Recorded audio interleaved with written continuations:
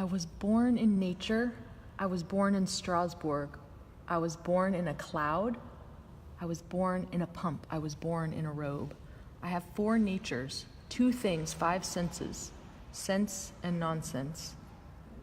Make way for nature. Make Dada way for Dada nature.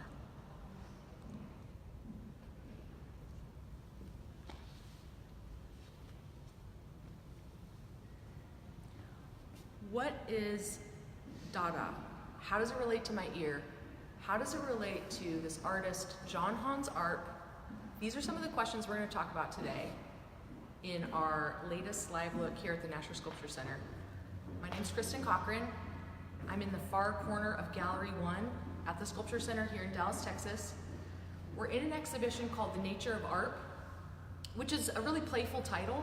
The nature of Arp relates to the nature of this man, John, also known as Hans Arp, and it relates to his interest in not only natural forms, things like bodies and budding plants, but natural processes of growth and decay that were unpredictable and kind of wild.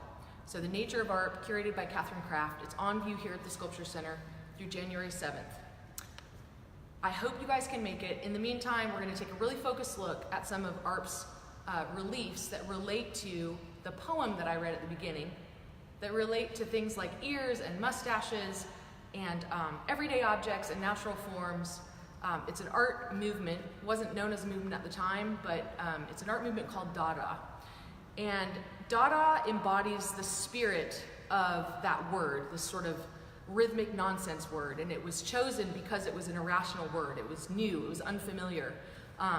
There's some question around, how that word was chosen and exactly why, but we can think about that word Dada, sort of a childlike, playful word, relating to this anti-war, anti-art movement that was at a time and place in history that related to Jean Arp and artists, writers, poets, and performers that were making a direct response to World War I. So this is in the early 1900s.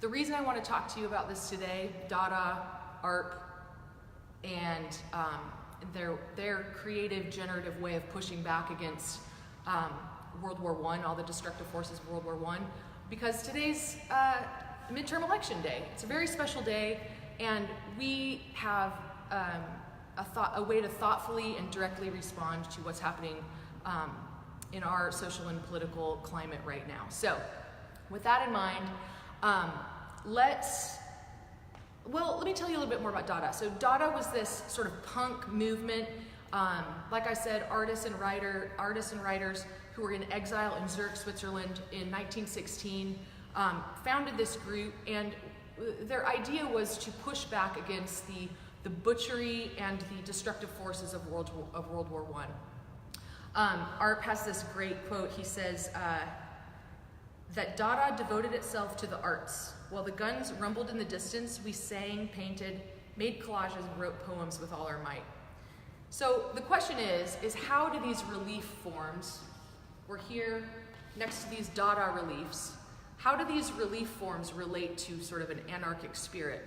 How are they anti-art? I mean, this is a museum. Now we call them art.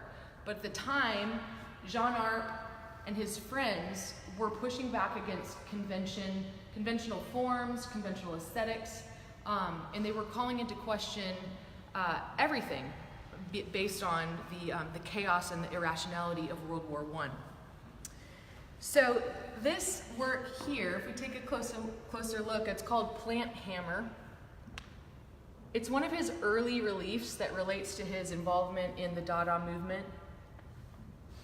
And it's a constructed work. It's made of these cut and painted pieces of wood. And one way that this was really new and wasn't normal at the time is that Arp had a carpenter actually cut these forms, and then he assembled them and painted them. In the early 1900s, this was not common. This was not a thing, you wanted full ownership and authorship of a work. So he was saying, I'm against ego, I'm for collaboration, and I'm lessening my control in the process of making art. So he gets these constructed pieces of wood, he creates this image. It's an image and an object together, and it's a mutable form. So instead of fixing it with glue, he uses screws to join these works together. So they've got the potential to change. If he changes his mind, he can change the shapes or the form of the work by just loosening that screw and changing the composition. So that was really unheard of. These works are also sort of multilingual in their own way. Jean art, also called Hans art, has both German and French identity, and this is something we're going to talk about in a future live look, so we hope you stay tuned the upcoming Tuesdays, where we're going to focus on Arp's identity specifically. But the fact that he's both Jean and Hans and used his name and identity strategically through his life as it related to World War I and to World War II can be seen in something like this colorful wood construction, in that he uses both the language of painting and the language of sculpture, and he brings them together into this new hybrid form. Now we call this is a wood relief, it's a constructed relief. So it's interesting to come to a museum and look at this static form on a wall that conveys movement, and then connect it to a movement, the Dada movement, that was revolutionary, had this revolutionary spirit. In terms of the imagery, we've got a hammer, and we've got forms that suggest plant life. So at the top of the work, you've got this shape that suggests a hammer. So we might be able to think also about the language of industry and machine, and then we've got the natural forms that are growing around it. So we've got a dialogue between those two things as well. So he's bringing things that are not alike together. Image, object, painting, sculpture, industry, the natural world. And he's creating a work that he says he wants to kind of look back at the viewer and have a life of its own. So we can see that in the dimensionality, the shadows, and how this changes and shifts as the viewer approaches it in space. So that's a little bit about Plant Hammer by Jean Hans art. Thanks for joining us here at the National Sculpture Center for our live look, and we'll be back next week, Tuesday at 2.